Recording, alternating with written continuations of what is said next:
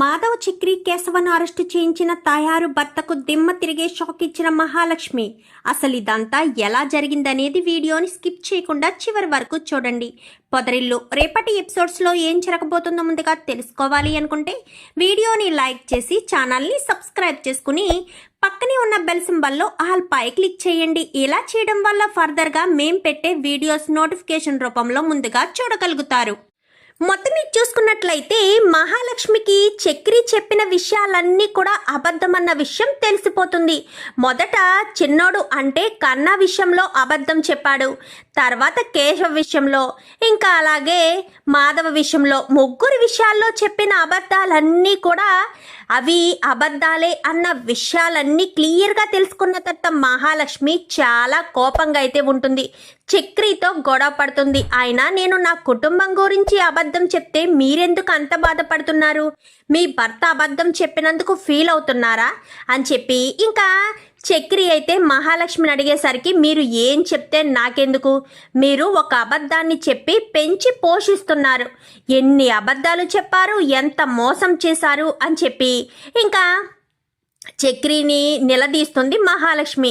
నేనే మీకు అబద్ధం చెప్పకపోయుంటే నేను మా పరిస్థితి ఇది, మా నాన్న ఎలా చేస్తాడు, మా అత్త ఎలా చేస్తుంది, మా ఇంట్లో వాళ్ళు ఎలా ఉంటారు అని మీకు చెప్పుంటే మీరు నిజంగా నన్ను మీ దగ్గరికి రానిచ్చేవారా, నాతో మాట్లాడేవారా? ఇదంతా జరుగుండేది కాదు కదా.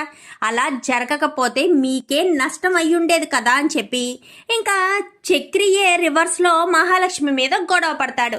ఏంటి తెలివిగా ప్రవర్తిస్తున్నాను అని అనుకుంటున్నారా అనగానే నేనెందుకు తెలివిగా ప్రవర్తిస్తానో, నాకు తెలివితేటలు ఉన్నాయి, నేనేమి ప్రవర్తించవలసిన అవసరం లేదు, మీరే తెలివితేటలు బాగా ఎక్కువైపోయి నన్ను మోసం చేశారు అంటూ చెప్పడంతో నేనే గనక మీకు అలా అబద్ధం చెప్పకపోయుంటే మీరు నాతో మాట్లాడేవారే కాదు, ఆ పిలకోడిని పెళ్లి చేసుకుని వంటగదిలో వంట చేసుకుంటూ వాడు తిట్లే తిట్లు బాగా చెవులకు ఇంపుగా వింటూ ఉండాలి, పోవాలా, బ్రతకాలా, ఏం చేసుకోవాలో తెలియని పరిస్థితిలో ఉండేవారు.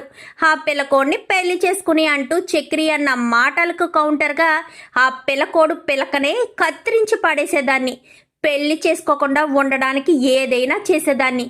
మీరు సహాయం చేయకపోతే మరొకరు సహాయం చేసేవారు, ఎవరు సహాయం లేకుండా నేను ఆ పెళ్లి నుంచి తప్పించుకోలేనా ఏంటి అంటూ మహాలక్ష్మి చెప్పేసేసరికి ఇంకా చక్రి అయితే సర్లేండి, అయిపోయింది, ఏదో అయిపోయింది, గతం గతహ, వదిలేసేయండి, ఎప్పుడు ఇలాగే చెప్తున్నారు, ఇంకా ఏమైనా అబద్ధాలు చెప్పారా అంటూ మాట్లాడడంతో ఇంకేమున్నాయి, మా ఇంట్లో వాళ్ళందరి గురించి మీకు తెలిసిపోయింది, ఇంకా నేను అబద్ధాలు ఏం చెప్పాను, మిమ్మల్ని మోసం చేశాను, ఇంకా నేను మోసం చేయడానికి ఏమీ లేదు, సర్లేండి నాకు పనుంది అంటూ అక్కడి నుంచి వెళ్ళిపోతాడు.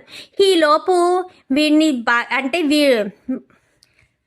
నారాయణ్ని రెచ్చగొట్టాడు కదా, నారాయణ ఫోటోలు అయితే చేయించి తీసుకొచ్చి హాల్లో పెట్టేసరికి అందరూ కూడా చాలా సంతోషపడతారు. కానీ మాధవ ఇటు మహాలక్ష్మి ఇద్దరు కూడా షాక్ అయిపోతారు. ఏంటన్నా ఇది, నేను ఆల్బమే వద్దని చెప్తే నువ్వు ఫోటో ఫ్రేమ్స్ చేయించి తీసుకొచ్చావేంటి, కొంచెం కూడా ఆలోచించవా, అడిగే పని లేదా, ఏంట్రా ఏమంటున్నావు, సిల్లీ ఫెలోస్, అయినా నీ ఎవడు ఇంటికొచ్చి నా కొడుక్కి పెళ్లి కాలేదు, నా ఇంట్లో కోడలు లేదు అని అంటాడో చూడాలి.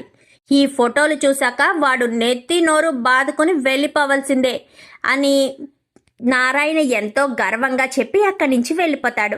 మహాలక్ష్మి బాధపడుతూ ఉంటుంది.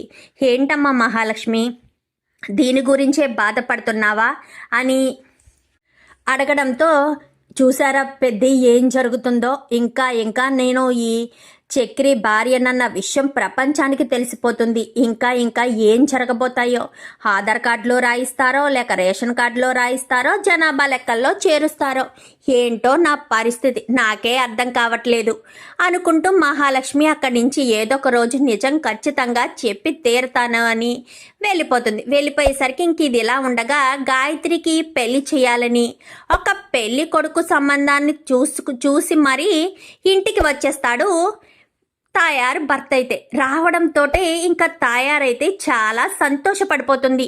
ఏంటయ్యా ఎంత సడన్గా వచ్చావు అంటూ మాట్లాడేసరికి మన అమ్మాయికి పెళ్లి చేయవలసిన సమయం వచ్చింది కదా, తండ్రిగా నాకు ఆ బాధ్యత లేదా అందుకే మన అమ్మాయికి పెళ్లి చేద్దామని ఒక మంచి సంబంధం తీసుకొచ్చాననేసరికి ఇంకా తినకైతే గుండెల్లో రాయడిపోయినట్టుంటుంది గాయత్రికి.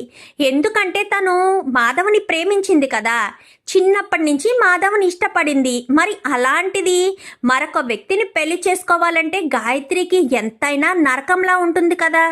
ఇంకా ఏదో రకంగా ఈ పెళ్లిని చెడగొట్టాలని వెళ్ళి వాళ్ళ నాన్నతో మాట్లాడుతుంది.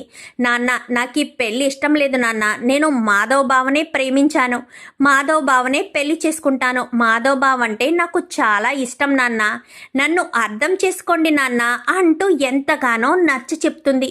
ఎంత నచ్చ చెప్పినా కానీ ఏం మాట్లాడుతున్నావే, వాళ్ళకే మనకి గొడవలున్నాయని తెలుసు కదా, ఏ తయారు నువ్వు చెప్పలేదా? నేను చెప్పకపోవడం ఏంటయ్యా, నేను ప్రతిరోజు నెత్తి నోరు బాదుకొని చెప్పేది ఇదే విషయం, ఇది మాత్రం చెవుకెక్కించుకుంటుందా ఏంటి? ఎంతసేపు ఆ మాధవ మాధవ అంటూ వాడి ఇంటి చుట్టూనే తిరుగుతూ ఉంటుంది. ఆలస్యం చేయకూడదయ్యా. సరే, మనం అస్సలు ఆలస్యం చేయొద్దు, వెళ్ళి పెళ్లి కొడుకు వాళ్ళ ఇంట్లో వాళ్ళు ఇక్కడికి పెళ్లి చూపులకి రావడం కాదు, మనమే వాళ్ళ ఇంటికి వెళ్ళి పెళ్లి సంబంధాన్ని మాట్లాడుకుని ఖాయం చేసుకుని వచ్చేద్దాము పదవే అని ఇద్దరు కూడా బయలుదేరతారు. అలా బయలుదేరేసరికి ఇంకిక్కడ గాయత్రికి కాలు నిలబడదు. ఏదేమైనా ఈ విషయం చెప్పేయాలని గబ్బా గబ్బా అక్కడి నుంచి పరుగు పరుగున ఈ ఇంటికి వచ్చేస్తుంది. వీళ్ళు ఇంటి అక్కడ వరకు వెళ్ళారు కదా, అయ్యో పెళ్ళికొడుకు ఏవైనా బట్టలు తీసుకుంటే బాగుంటుంది అని వెనక్కి వచ్చేసరికి ఇంట్లో గాయత్రి ఉండదు. చుట్టూ చూస్తుంది తాయారు, మొత్తం ఇల్లంతా వెతుకుతుంది. ఎక్కడ వెతికినా గాయత్రి కనిపించకపోవడంతో గాయత్రి ఎక్కడికి వెళ్ళిందో నాకు తెలుసయ్యా, రాయ్యా అంటూ ఇద్దరు కూడా బయలుదేరి మాధవ్ వాళ్ళ ఇంటికి వచ్చేస్తారు. మాధవ్ని అప్పటికే గాయత్రి వచ్చి హత్తుకుని, బావా ఇంట్లో పెళ్లి సంబంధాలు చూస్తున్నారు బావా, నేను నిన్ను తప్ప ఎవరిని పెళ్లి చేసుకోలేను, నిన్ను తప్ప ఎవరిని భర్తగా ఊహించుకోలేను బావా, నాకు నువ్వంటే చాలా ఇష్టం బావా, ప్లీజ్ బావా నన్ను పెళ్లి చేసుకో బావా అంటూ హత్తుకునేసరికి ఈ లోపు వీళ్ళు లోపలికి వచ్చేసి గాయత్రి అంటూ గట్టిగా అరవడంతో గాయత్రిని ఒక రెక్కట్టుకుని లాగి తాయారు మీదకి తోసి ఇంకా వీడిని పట్టుకుని చిత కొడుతూ ఉంటారు. కొడుతూ ఉండేసరికి పెద్ది వదలమని చెప్పు, పెద్ది వదలండి, ఎందుకు మా పెద్దిని పట్టుకుని కొడుతున్నారు, ఎవత్తవే నువ్వు అంటూ వల్గర్గా మాట్లాడతాడు. ఇంకా మహాలక్ష్మికి కోపం వచ్చి గబగబా బయటికి వెళ్ళి ఒకరి తర్వాత ఒకరికి ఫోనులు చేస్తుంది. ముగ్గురు కూడా మాధవ పెద్దిని కొడుతున్నారనగానే ముగ్గురు వచ్చేస్తారు. వచ్చేసేసరికి ఇంకా అందరూ కూడా కలిసి తాయారు భర్త మీద తిరగబడి తాయారు భర్తను కొట్టడం, వాళ్ళు వీళ్ళను కొట్టడం, ఇలా కొట్టేసేసరికి రామ ఏం చేస్తాడంటే ఈ లోపు పోలీసుల్ని తీసుకొచ్చేస్తాడు. పోలీసులు తీసుకొచ్చేసరికి రెండు ఇన్స్పెక్టర్ సరైన సమయానికి వచ్చారు. నా కూతురికి పెళ్లి చేద్దామనుకున్న సమయంలో వీడు నా కూతురికి మాయ మాటలు చెప్పి నా కూతుర్ని లేవ తీసుకోకపోవడానికి ప్రయత్నిస్తున్నాడు. ఆ ప్రయత్నంలో భాగంగానే నా కూతురు ఇక్కడికి పరిగెట్టుకుంటూ వచ్చింది, లేకపోతే నా కూతురు ఇక్కడ ఉండవలసిన అవసరం ఏముంది, అరెస్ట్ చేయండి వీళ్ళ ముగ్గురిని, ఆ మాట అడగడానికి వచ్చినందుకు గాను నా ఒంటి మీద చేయి చేసుకున్నారు, చూడండి దెబ్బలు అనగాని కానిస్టేబుల్స్ అరెస్ట్ దెమ్ అని చెప్పనేసరికి అది కాదు మేము చెప్పేది వినండి అంటూ ఎంత చెప్తున్నా కానీ వినిపించుకోకుండానే ఇంకా వాళ్ళని తీసుకుని వెళ్ళిపోతారు. కన్నా మాత్రం అక్కడే ఉండిపోతాడు. కన్నా లే కన్నా అని చెప్పనేసరికి వదిన అన్నయ్యలు వదిన అన్నయ్యలు వదిన అనగానే ముందు నువ్వు రా అని చెప్పి ఇంకా వీళ్ళ ఇద్దరు కూడా పోలీస్ స్టేషన్కి వెళ్తారు. ఈ లోపు వీళ్ళ ముగ్గురు ఇంటికి వెళ్ళిపోతారు. ఏంటే నీకేమన్నా పిచ్చి పట్టిందా, ఆ మాధవ్ గారిని పెళ్లి చేసుకుంటానని చెప్తావేంటే, ఆ ఇల్లు మనది, ఆస్తి మనది, వాళ్ళకేముందనే ఆ ఇంట్లో ఏ ఆడపిల్ల నిలబడదని వాళ్ళకి పెళ్ళిళ్ళు కావని శాపనార్థం పెట్టింది నేను పెట్టిన శాపం పనిచేయదని నాకే అర్థమయ్యేటట్టు చేద్దామనుకుంటున్నావా అంటూ ఇంకా తాయారు చాలా కోపంగా మాట్లాడుతుంది. మాట్లాడేసరికి అమ్మ ఎంతసేపు నీ గురించి నీ పంతం గురించి నీ గురించి ఆలోచిస్తావు తప్ప నా గురించి ఆలోచించవా, నా మనసు గురించి ఆలోచించవా, నేను ఎక్కడుంటే సంతోషంగా ఉంటానో ఆలోచించవా, నువ్వు మాధవ్ బావను కాకుండా ఎవరినిచ్చి పెళ్లి చేసినా నేను సంతోషంగా ఉండలేనమ్మా, నాకు సంతోషం అనేది ఉండదు, మాధవ్ బావని పెళ్లి చేసుకుంటేనే నేను హ్యాపీగా ఉంటాను, అది నీకు అర్థమవుతుందా, ఎంతసేపు నువ్వు నీ పంతం నెగ్గాలి, నీ పంతం గురించి ఆలోచిస్తావు తప్ప నీ కూతురు సంతోషం గురించి నీ కూతురు ఎక్కడ సంతోషంగా ఉంటుందో, గుండెల మీద చెయ్యేసుకొని ప్రశాంతంగా ఉంటుందో నీకు అర్థం కావట్లేదా? నీకే పిచ్చి పట్టిందే. వాళ్ళకేముందనే వాడిని పెళ్లి చేసుకుంటానని ఓ తెగ ఎగబడుతున్నావు. వాడిని పెళ్లి చేసుకోవడం వల్ల నీకు ఎలాంటి ఉపయోగం లేదు. మీ నాన్న తీసుకొచ్చిన దుబాయ్ సంబంధాన్ని చేసుకోవాలి. నువ్వు ఒప్పుకున్నా ఒప్పుకోకపోయినా ఆ దుబాయ్లో ఉండేవాడే నీకు మొగుడవుతాడు అంటూ గట్టిగా కొట్టి ఒక రూమ్లో పడేసి తలుపేసేస్తుంది తాయారు. పదయ్య, పోలీస్ స్టేషన్కి వెళ్దామని ఇంకా ఇద్దరిని ఇంట్లోనే వదిలేసి పోలీస్ స్టేషన్కి బయలుదేరి వెళ్తారు. ఇంకా వీళ్ళ ముగ్గురు అయితే ఇంకా వీళ్ళు కూడా మహాలక్ష్మి కన్నా కూడా పోలీస్ స్టేషన్కి వెళ్తారు. వాళ్ళు ఏ తప్పు చేయలేదండి. వాళ్ళే ఈ గొడవకు వచ్చారు ఇంటికి. ఆ అమ్మాయే తనని ప్రేమిస్తున్నాను అని చెప్పింది. మీరెందుకు ఈ పెద్దిని పట్టుకుని కొడుతున్నారు? పెద్ది ఏ తప్పు చేయలేదు. కేశవ, చక్రి కూడా ఏ తప్పు చేయలేదు. విడిపించండి అనగానే, అమ్మ చూడమ్మా, తనని ఇష్టపడుతుంది. ఆ అమ్మాయే వచ్చి పెద్దిని హత్తుకుని మరీ నాకు మరొక పెళ్లి చేస్తున్నారు, నేను ఎవరితోటి ఫోర్స్ చేయలేదు అని ఆ అమ్మాయి చెప్పాలమ్మా. ఆ అమ్మాయి చెప్తేనే కానీ అవదు అనగానే, అది కాదు ఇన్స్పెక్టర్, మేము చెప్పేది ఒక్కసారి వినండి. పాపం పెద్దిది ఏ తప్పు చేయలేదు. ఆ అమ్మాయే వచ్చి తనని పెళ్లి చేసుకోమని పెద్దిని హత్తుకుని మరీ చెప్పింది. ఈలోపు వాళ్ళ అమ్మా నాన్న వచ్చి పెద్దిదే తప్పన్నట్టు పెద్దినే కొట్టారు. ఈలోపు వాళ్ళ తమ్ముళ్ళొచ్చి గొడవ పడ్డారు. అంతే, ఇందులో పెద్ది తప్పేమీ లేదు, వదిలిపెట్టండి అనగానే, చూడమ్మా, నీకు చదువుకున్న దానివని నీకు చెప్తున్నాను. ఏ అమ్మాయి అయితే ఏదో చెయ్యబోయారు అంటూ వీళ్ళ ముగ్గురి మీద కంప్లైంట్ ఇచ్చారో ఆ అమ్మాయిని తీసుకొచ్చి ఏ తప్పు చేయలేదని తనంతట తానుగానే ఆ ఇంటికి వచ్చిందని ఆ అమ్మాయితో చెప్పిస్తే కేసు విత్డ్రా చేసుకోవడానికి అవకాశం ఉంటుందమ్మా. వెళ్ళి ఆ ప్రయత్నం చెయ్యి. ఇది ఆడపిల్ల మ్యాటర్, చాలా సెన్సిటివ్ మ్యాటర్, అందుకే ఎక్కువ ఆలస్యం చేయడం అంత మంచిది కాదు అంటూ చెప్పేసరికి, సరే ఇప్పుడే వెళ్తాను అంటూ మహాలక్ష్మి కన్నాన్ని తీసుకుని బయటకు వస్తుంది. ఇప్పుడు ఎక్కడికి వెళ్ళాలి వదినా? మీ గాయత్రి వాళ్ళ ఇల్లు ఎక్కడా అని చెప్పాను కానీ, వాళ్ళ ఇంటికి వెళ్తే వాళ్ళ అమ్మ నాన్న ఉంటారు కదా వదినా అనగానే, వాళ్ళ ఇంటి దగ్గర లేరు, అరుగో వస్తున్నారు, పద మనం పక్కకుందాం, వాళ్ళు ఇక్కడికి వస్తారు కాబట్టి మనం ఇంటికి వెళ్ళి గాయత్రిని తీసుకొద్దామని చెప్పాను కానీ, సరే వదినా అని అక్కడ ఒక ఆటో ఉంటే ఆటో వెనకాల దాక్కుంటారు. ఈలోపు వీళ్ళిద్దరూ పోలీస్ స్టేషన్లోకి వెళ్తారు. పదకన్నా అని ఇద్దరు కూడా ఆ ఇంటికి వెళ్తారు. వెళ్ళేసరికి బయటికి తాళం వేసి ఉంటుంది. ఇదేంటి కన్నా, ఇంటి బయట తాళం వేసుంది, మరి గాయత్రి ఏమైనట్టు అని చెప్పి ఇంకా ఇద్దరు కూడా అక్కడే నిలబడి ఆలోచిస్తూ ఉండగా, ఏం చేద్దాం కన్నా, ఇప్పుడు పెద్దిని అరెస్టు చేశారు, చక్రిని కేశవని కూడా అరెస్టు చేశారు, ఇప్పుడు గాయత్రిని తీసుకొస్తేనే గాని విడిపించను అని చెప్తున్నారు, ఏం చేయాలి అంటూ ఇంకా వీళ్ళిద్దరూ అటు ఇటు తిరుగుతూ మాట్లాడుకుంటూ ఉండగా మాటలు విన్న గాయత్రి, మహాలక్ష్మి నేను ఇంట్లోనే ఉన్నాను అంటూ బ్యాక్ సైడ్ కిటికీలోంచి కేకలు వేస్తూ ఉంటుంది. ఎక్కడో గాయత్రి వాయిస్ వినిపిస్తుంది వదినా అనగాని, ఇక్కడ్రా కన్నా, ఒరే కన్నా ఇక్కడ్రా అంటూ పక్కన పిలిచేసరికి అక్కడికి వెళ్తారు. వెళ్ళేసరికి నన్ను రూమ్లో బంధించి అమ్మా నాన్న పోలీస్ స్టేషన్కి వెళ్ళారు, మా బావని కొడుతున్నారా అనగానే, కొట్టడం కాదు, ముగ్గురిని అరెస్టు చేశారు, కేసులోంచి బయట పడాలి అంటే నిన్ను తీసుకురమ్మని చెప్తున్నారు. ఎలా మహాలక్ష్మి, ఇప్పుడు నేను బందీగా ఉన్నాను కదా, నేను బయటికి ఎలా వస్తాను?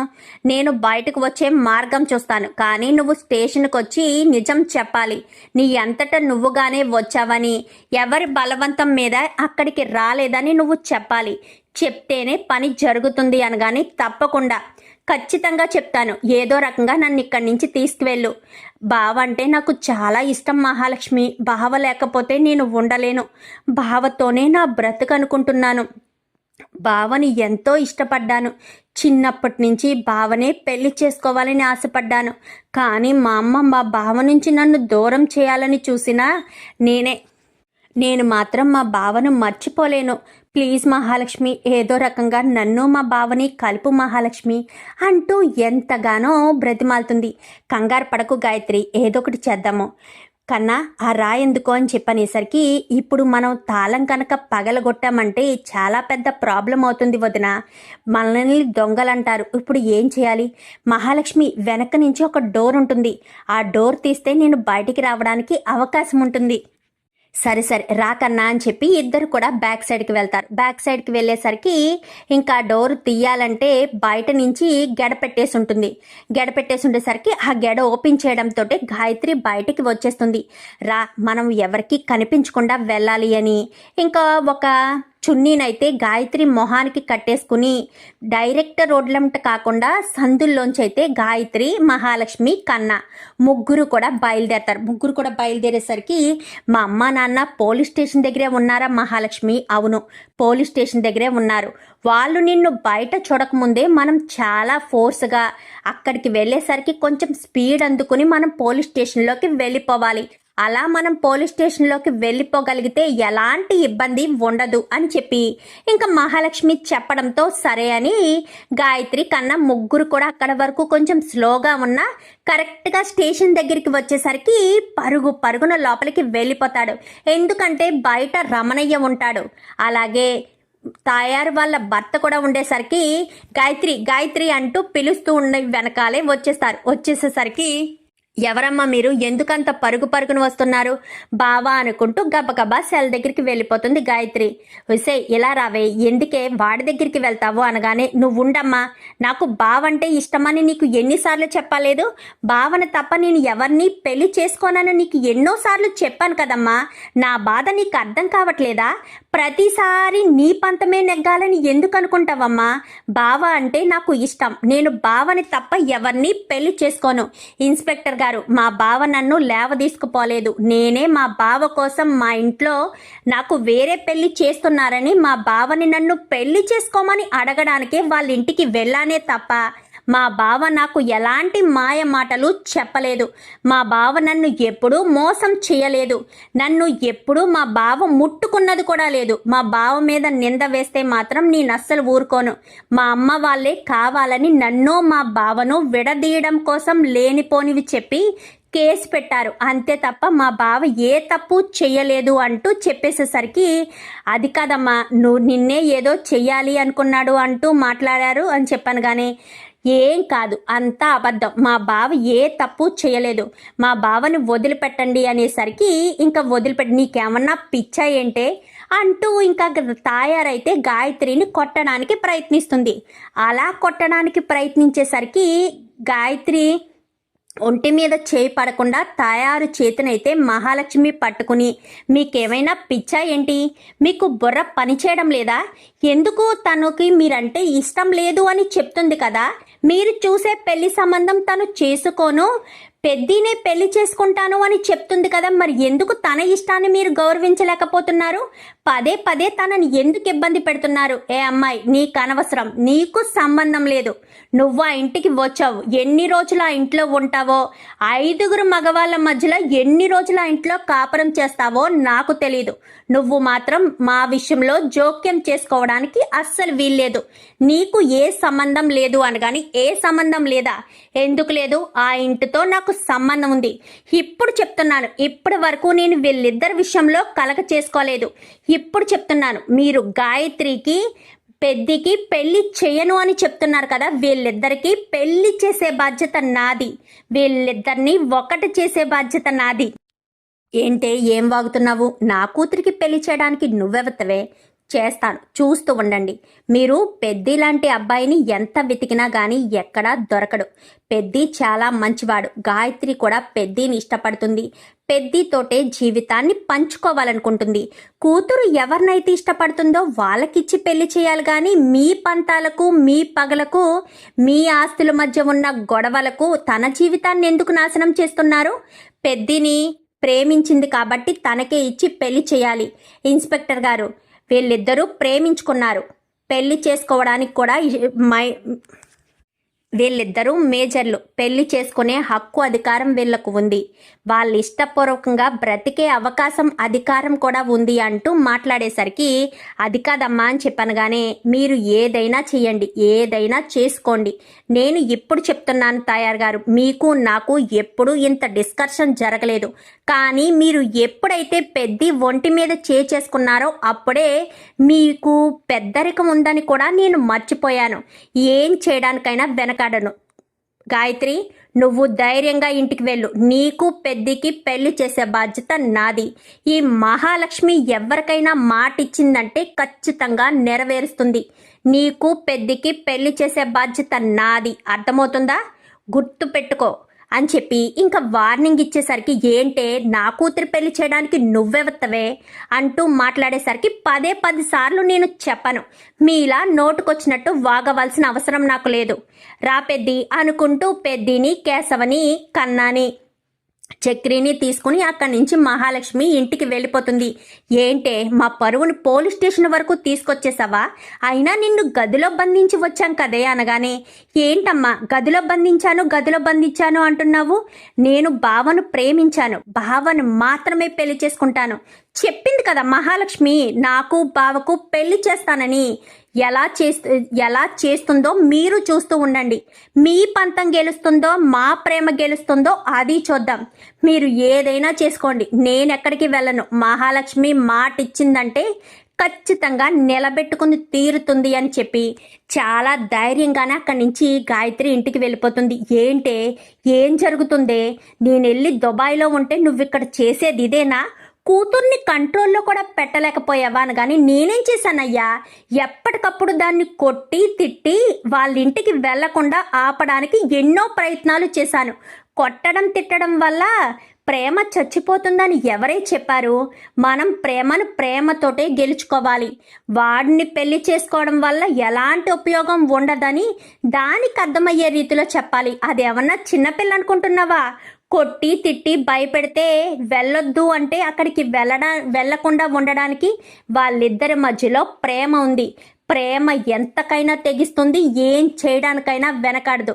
ఇన్ని రోజులు నీకు తెలియలేదా? ప్రతి క్షణం కూడా దాన్ని కనిపెట్టుకుని ఉన్నాను అని చెప్పావు, ఇదేనా కనిపెట్టుకుని ఉండడం అంటూ తన భర్త తిట్టేసరికి అది కాదయ్యా అంటూ తాయారు నచ్చ చెప్పే పని చేస్తుంది.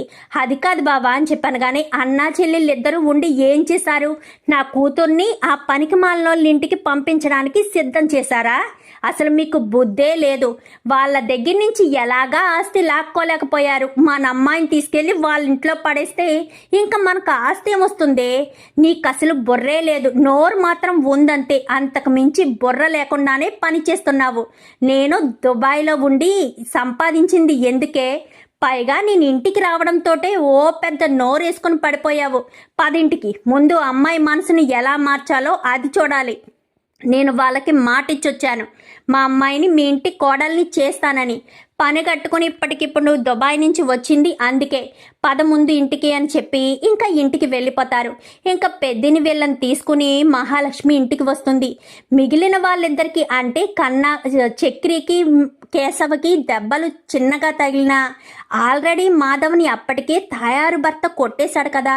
ఇంకా మొహం నిండా చేతుల నిండా చాలా దెబ్బలైతే ఉంటాయి. రక్తం కారుతూ ఉండేసరికి ఇంకా గబగబా ఫస్ట్ ఎయిడ్ బాక్స్ తీసుకొచ్చి, ఎందుకు పెద్ది ఒక్క దెబ్బ కూడా తిరిగి నువ్వు కొట్టలేకపోయావు? గాయత్రి ఇంటికి రావడం తప్పే కదా మహాలక్ష్మి, అందుకే నేను ఎదురు తిరగలేకపోయాను. అన్నయ్య నాకొక్క మాట చెప్పాలి కదా. చెప్పాను కదా కేశవ, ఫోన్ చేశాను కదా, మీరే ఆలస్యంగా వచ్చారు. అప్పటికే పెద్దిని అతను ఎన్నో దెబ్బలు కొట్టాడు. ఆపడానికి కూడా నేను ప్రయత్నించాను కానీ ఆపలేకపోయాను. సారీ పెద్ది అంటూ ఇంకా మహాలక్ష్మి క్షమాపణ చెప్తుంది. నువ్వు నాకు క్షమాపణ చెప్పడం ఏంటమ్మా? నువ్వేం బాధపడకు. లేదు పెద్ది, నీకు గాయత్రికి ఖచ్చితంగా పెళ్లి చేస్తాను. నేను గాయత్రికి మాటిచ్చానంటే ఖచ్చితంగా చెయ్యాల్సిందే అంటూ చెప్పడంతో, సరే అదంతా వదిలేసేయ్ అన్నయ్య, ముందు నువ్వు ఇది తిని ఈ టాబ్లెట్స్ వేసుకో అంటూ కన్నా కాస్త టిఫిన్ పెట్టి టాబ్లెట్స్ వేస్తాడు. చూద్దాం మరి రాబోయే ఎపిసోడ్స్లో మరి మహాలక్ష్మి తాయారు భర్తకు షాక్ ఇచ్చి మరి గాయత్రికి మాధవ్కు పెళ్లి చేస్తుందా? చూద్దాం మరి ఏం జరగబోతుందో. వీడియో నచ్చితే లైక్ చేసి ఛానల్ని సబ్స్క్రైబ్ చేసుకుని పక్కనే ఉన్న బెల్ సింబల్లో ఆల్ పై క్లిక్ చేయండి. ఇలా చేయడం వల్ల మేం పెట్టే ప్రతి వీడియో నోటిఫికేషన్ రూపంలో ముందుగా చూడగలుగుతారు. Thank you for